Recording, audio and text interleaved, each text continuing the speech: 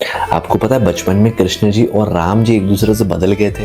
आजकल ये मेटावर्स बहुत ज्यादा चल रहा है, मल्टी यूनिवर्स, बहुत सारी चीजें चल रही हैं। तो हमारे कौशल्या जी हैं, उनके लाला राम जी, यशोदा मैया उनके भैया लाला कृष्ण जी।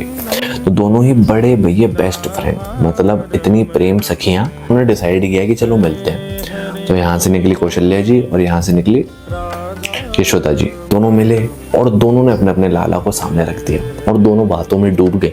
बहुत डूब गई, बातें करते गई। अब भैया ये दोनों की पोजीशन बदल गई और कृष्ण जी और राम जी में 1 रुपए का फर्क नहीं, मतलब एक कलर का फर्क नहीं।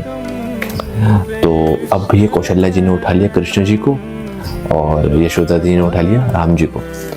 अब यशोदा जी को पता था कि भाई ये जो लाला है वो 1 चम्मच खाना खाता है, फिर उड़ जाता है, सिर्फ उधर पे खेलने लग जाता है, उसको पकड़ पकड़ के खिलाना पड़ता है। और जो राम जी हैं वो एक जगह बैठ के चुपचाप खाते हैं, बड़े सीधे साधे वो। तो जब कौशल्या जी भैया राम जी को खाना खिला रही, पर वास्तव में वो थे कृष्ण जी। जैसे ही खाना खिला रही हैं, जैसे ही खाना खिलाया और 1 बाइट खाते से दशरथ जी की गोद में जाके बैठ गए। अब ये समझ नहीं आ रहा। और दूसरी जगह भैया हमारी यशोदा जी भैया, उनको पता है अब यशोदा जी कृष्ण जी को खाना खिला रही हैं, पर वास्तव में थे राम जी। जैसे ही खाना खिलाई वो वहीं का वहीं बैठा। भैया यहाँ भी चौंक गई। भैया वहां कौशल्या जी सोच रही हैं कि भैया हमने सुना तो है भाई कि भैया नंद का लाला बहुत ही मस्तीखोर है, पर एक ही दिन में संगति का असर कैसे पड़ गया यार।